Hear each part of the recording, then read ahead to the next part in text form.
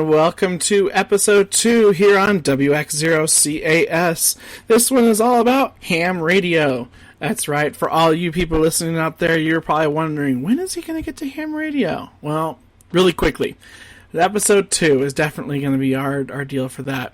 So, ham radio, people don't really know that it still exists. A lot of people are like, well, I have cell phones, or I have a home phone. Even home phones are becoming non-existent in most people's lives. But did you ever think about maybe what happens when the cell towers go down? Or when your phone runs out of battery? Or better yet, you're in an area that doesn't have cell phone coverage to begin with. See, if you're like me, I'm used to living in places that don't even have cell phone service. This cell phone service just doesn't exist. Here in the El Paso County area, we have this big giant thing called Pikes Peak, which is a large granite mountain.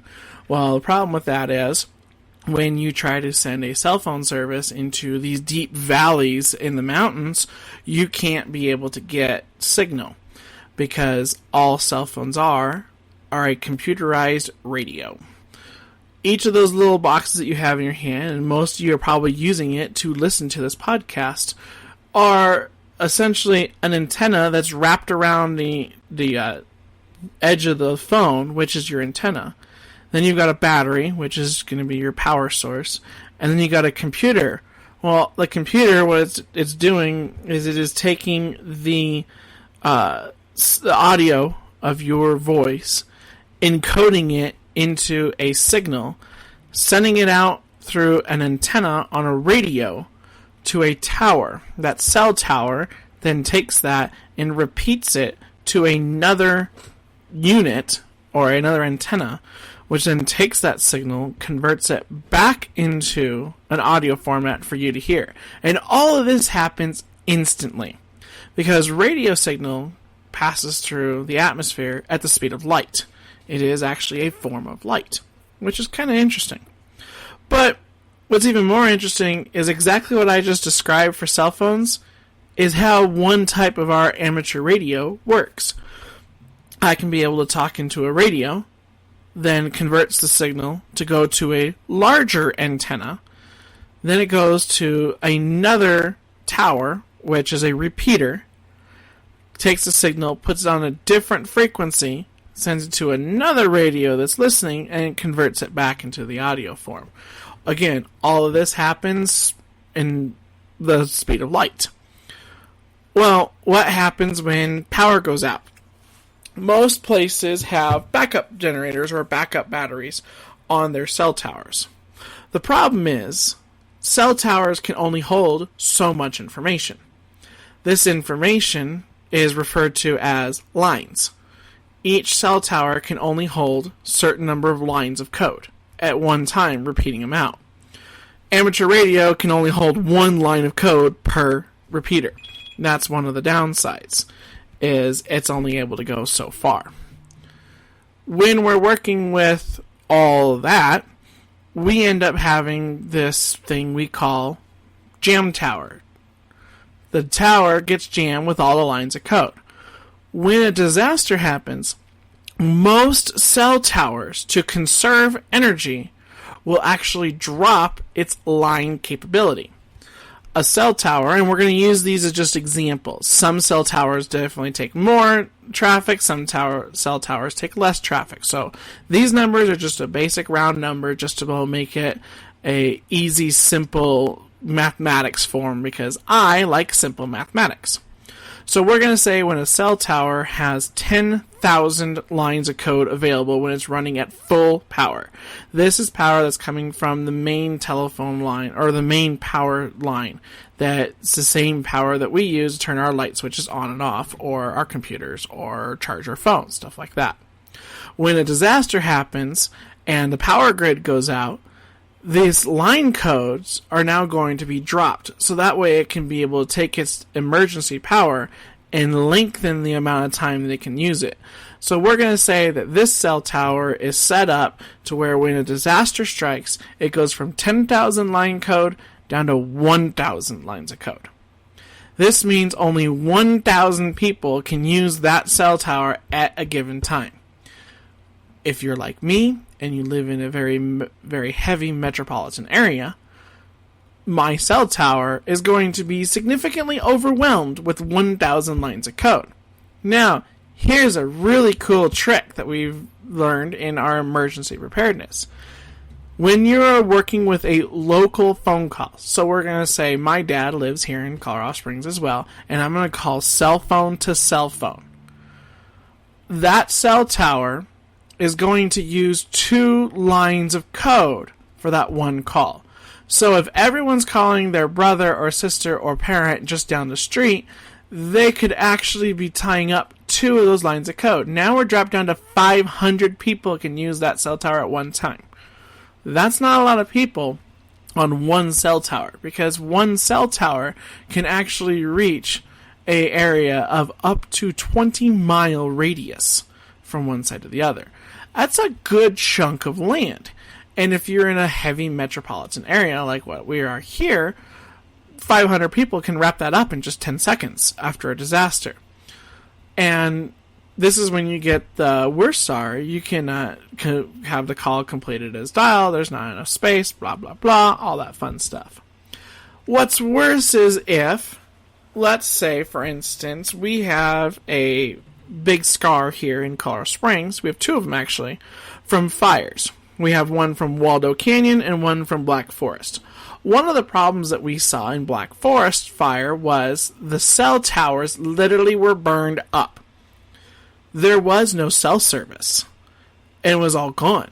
And there was no ability to bring in a cell truck because they don't have that capability to put them in an active fire zone. We don't have that availability. So now, areas like 911, you no longer can get access to. Think about that for a second. You are sitting in your home. The power goes out because of a fire nearby you. Your home phone, which if you have a landline, more than likely runs off of a VoIP, which is Voice over Internet Protocol. Most home phones have that. And today I was notified that in the Colorado Springs area, less than 7% of the Colorado Springs area has a landline anymore. And these are including the VoIP phones. If you have a service provider such as Comcast, or here we call them Xfinity, or CenturyLink, or something like that, more than likely your phone is a VoIP phone. And when they install your phone, they give you a little tiny placard card that says Emergency 911.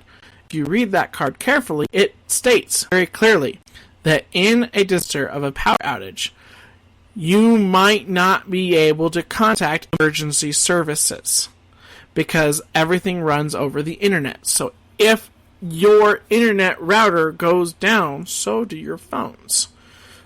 Not a good feeling to have. So then, of course, you're like, well, Christopher, it's no big deal. I'm just going to go ahead and go over to my cell phone. Fantastic. Power went out. Towers are a part of that power grid. We now cut drastically down. We're not at 50%. We're drastically down percentage.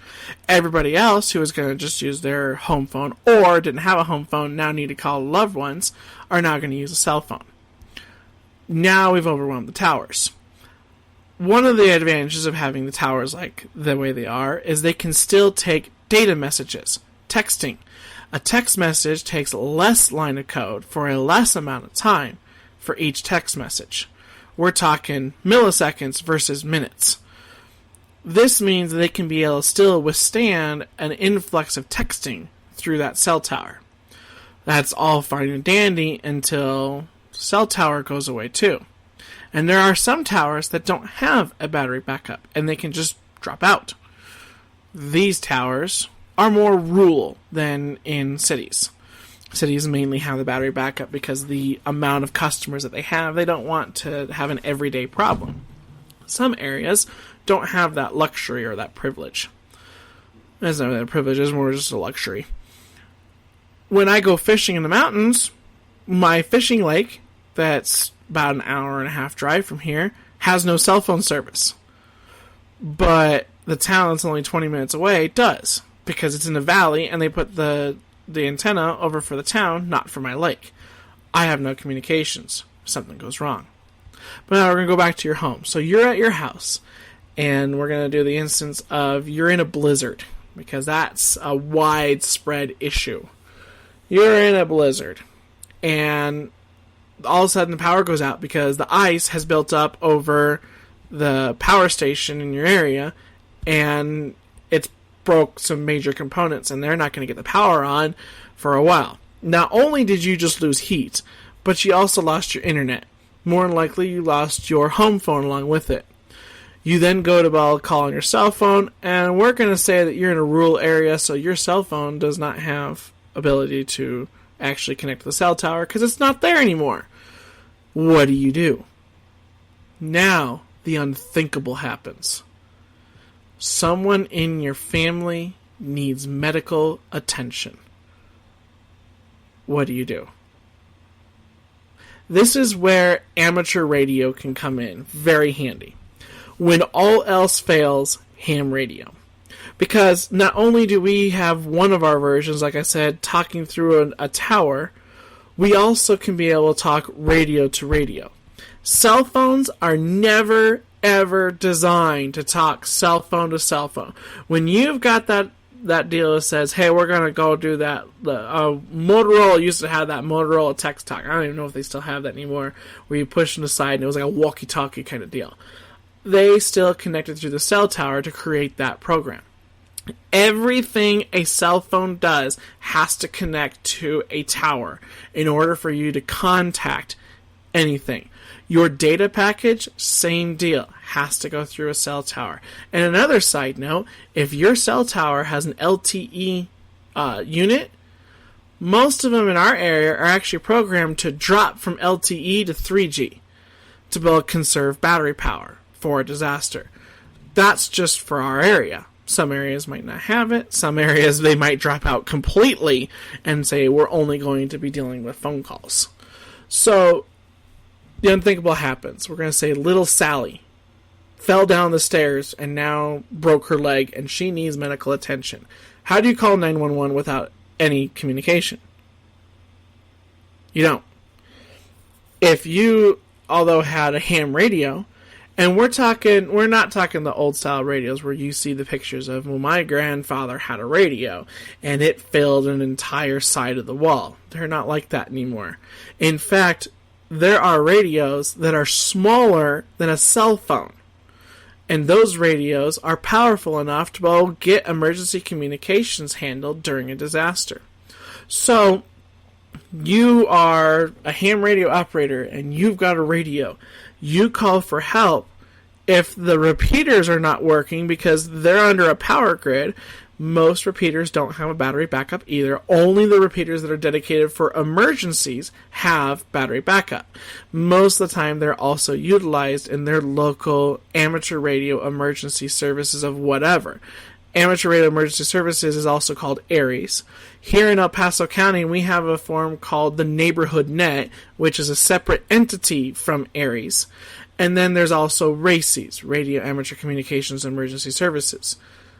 All of these entities will already have their dedicated battery-backed up repeaters that they can be able to use to handle traffic back and forth. If you can be able to hear that repeater, more than likely you're going to be able to reach that repeater and reach definite help. If you don't have a repeater that you can hit, you can be able to start calling out on your local simplex frequencies and go radio to radio.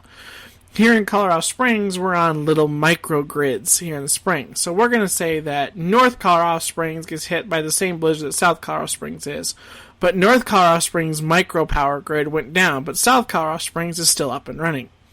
You get on your amateur radio, your ham radio, and you call for help. Someone in South Colorado Springs answers. You then give them your information, what's going on.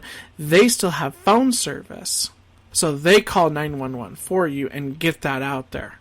Or if you contact the amateur radio emergency services that's in your area, they have direct connections into the emergency services as well, because that's their job, and can be able to get help to you in the same time frame. They can get help. This is one of those when all else fail moments. Are you going to have that issue today? Maybe not. But today is a day that you need to be able to identify that that is going to be an issue. We're going to go ahead and take a quick break here, and we're going to be back in just a little bit. When we get back, we're going to talk about how you can get your amateur radio license. There's multiple ways of doing it, and Mario has a new way that we're going to be bringing up as well. So we'll be right back after these quick break.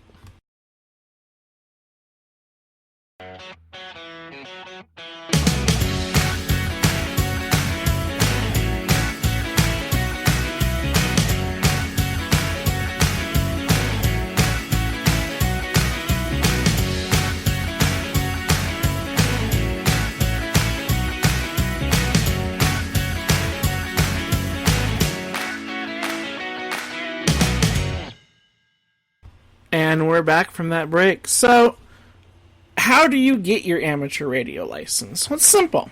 I got mine when I was, a couple years ago now.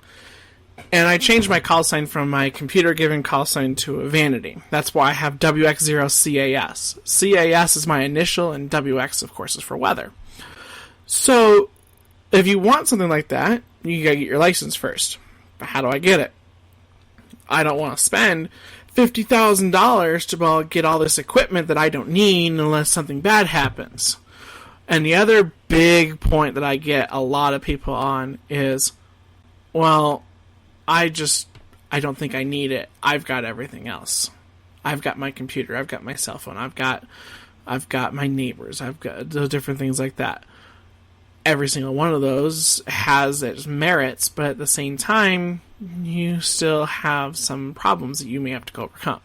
So, to getting your amateur radio license, there are so many organizations out there that have come to us and get your amateur radio license. Take our class and get your amateur radio license. Every single one has a different learning style. I have a preference. My preference is hamradioschool.com. It is a local author here in the area. It's actually a little bit further north from where we are in Monument. And he has a wonderful program. In fact, so wonderful, we teach his program in Mario. We've been doing in-person classes for about 4 years now with his program. And these classes have hold a 98% success rate of people who will actually leave our class and receive their amateur radio license. One of the things that we're now starting up, in 2 weeks, we are starting a new deal. And if you're listening to this brand new, it's 2 weeks. If you're listening to this in a recording, it may be less. So, on October 15th, 2019, we are scheduled to launch our very first online at your pace classroom for the amateur radio version. This amateur radio class is to be able to walk you through, just like we do in our classroom, in the amateur radio world. What this means is you can go in there, watch a chapter, and then go to do your things. Each chapter, of course, is going to be different lengths of time for each of the slideshows and all the different stuff, and all the extra material that we also have in there. We also have some other YouTube clips that'll help you out understanding some more portions of it, and it correlates to a book that you can be able to order as well. This book you can get on Amazon. It's hamradioschool.com Technician, and that's the one you can get there. They do a paper version, or they also have a Kindle version as well, so you can do either one. Take a course like that, or you self-study where you just purchased a book and you read through the book. And I've met so many people that have bought this hamradioschool.com book, read from cover to cover, took the online practice test, and a week later took their final exam, and they passed the test. This is how wonderful this program is. But the book is key. If you're like me, and you can't just read a book, you have to have that auditory learning capability, or the visual learning capability as well. I have to take a class. Well, that's where our classroom comes in as well. On our website, mariowx.org, you can go to our education tab, and you can be able to get a pre-registration for this classroom. That's if you go today. Before October 15th, anybody who pre-registers for the class will receive 3 months access to the online classroom and 1 free technician book of their choice, either in the paper version or in the Kindle version. And we will mail you your paper copy if you choose that, or email you your code for your Kindle code. So, and that's a $40 for 3 months. There are some classrooms that we've seen that are $100, $150, $200 for a classroom. We are a 501c3 nonprofit. Our whole concept is to keep everything as low as possible. So we pretty much only charge what it costs us to run that course. That's why $40 for 3 months. That's about how much it costs. Well, once you divide it up with people and do all the blah, blah, blah, blah, blah, blah, blah stuff. The mathematics I don't like getting into. Those kind of deals, it ends up covering our costs. When we have classroom space on in-person classes, it's the same thing. You come into our class, get your education, read your book, do your homework, just like a normal school would, and go on your merry way to the test. Now, you keep hearing me say test, test, test. All these people out there, oh my gosh, it's a test. I'm the same way. It's a test, it's a test. Don't worry. There's 425 questions in the technician pool at this time. These questions are not all on your final test. 35 randomly picked questions are put on your final exam. You just have to have a passing grade of 70% or higher in order to pass the test. When you pass the test, then you get your amateur radio license. Now, out of these 35 questions, they're all multiple choice. So, you've got 425 broken down to 35, broken down to 4 possible answers per question. Pretty simple. Once you've passed your amateur radio license test, you then get your amateur radio call sign. This call sign is your license to go on the air for the next 10 years on an amateur radio band. Now, everyone keeps coming to me, well, I just don't have the money to go buy all this equipment. I don't have money to go buy a 200-foot tower to put on my backyard. Or I live in an HOA and I can't put a 200-foot tower on my backyard because everybody in my entire county will get mad at me. Those are all very, very important concerns. Amateur radio is so adaptive in so many ways. For instance, you don't have to spend $10,000 on a radio. These radios I was telling you earlier about that are about the size of a cell phone, $50. You get an antenna, a radio, a charging kit, and the ability to just get on the air right there. $50. If you want a little more robust radio, then you're going to do a little bit more money. If you are like, this is going to be my only hobby, I'm willing to spend $10,000, you can spend $10,000. Now to the HOA deal. I lived in an HOA. I understand. They don't allow antennas. I'm very thankful that the place I live at right now will allow me my one amateur radio antenna that I use for disaster preparedness. But other areas say you cannot have antennas. Fantastic. There are companies out there that have actually built antennas that can work inside of a garage or are inside of a flagpole, because there are some areas that say, oh, you can have an American flag, that's fine. And what they don't realize is that pole the American flag is attached to is actually set up as a full-on antenna that you can hook up right to your radio. Other places have the antennas where you don't need a 200-foot tower. In fact, none of my antennas are on a 200-foot tower. I think my highest antenna that I actually had set up from the ground was only at 30 feet. And that was just because it was a very specific antenna and I was trying to do a very specific thing. If you don't have availability to put it on your house, great. You can put it on your car. They make car antennas too. But Christopher, I don't want to drill 10,000 holes in my car or even one hole in my car. Okay, you don't have to. They make magnetic mount antennas that can be able to just stick to the car, just like those magnets do on the side of the car for those advertisements. You can just stick it right to the top of the deal. Run the wire on the inside of your door, for like the back door or something like that, run over to your radio on your dash. You didn't drill a single hole anywhere in that car. Now that car is still resellable because there's not a lot of stuff in there. A lot of people think the concept of, well, I need to look like an amateur radio operator in order to be one. No, you don't. I've got one antenna here at my house. I've got one antenna on my car currently. I used to have 7 on my car. And then I got a new car and I only went down to 1 antenna. You don't even have to have that on your car. There's now so much technology out there that is updating the amateur radio world to where you don't need the big giant antennas.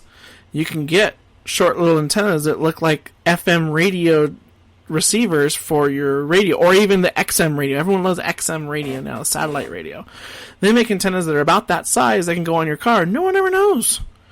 And this $50 radio, if you get those small little antennas that go on your car, those $50 radios, the antennas come off, and you can plug your car radio antenna on there, and it works just the same as if you're standing outside, but you're sitting in your car now. So amateur radio is adaptive to many different scenarios. And a lot of times people just don't understand it still exists. There are more amateur radio operators today than there has ever been, because people are now understanding that this is the disaster communication of the future still. When all else fails, amateur radio. And I say that a couple times, but that's because it's actually a phrase. It's a saying here in the amateur radio world, because it's true. We can be able to adapt to more scenarios than if you were just on your cell phone or using your laptop into an internet connection. So if you're in a disaster and you find yourself without communications, that's the number one boo-boo problem of disaster preparedness, is not being ready communication-wise. Get your amateur radio license. Get some radios. Get your family licensed as well. And I'm not saying that because Mario teaches a class and we want you to take part of our class. I'm saying that because disaster education and preparedness, one of the things is communication. We're going to go ahead and wrap this episode up with that. And we're going to say that our next episode is going to still stick along the lines of communication. Communication is key. And our next episode, we're going to talk about what should be included in communication. What information do I need to make sure that I transfer to, or what information do I need to be transferring from? So join me next week here at the WX0CAS station, and we're going to get you on that communication platform as well. Have a great day, everybody, and enjoy this beautiful, wherever you are, state weather.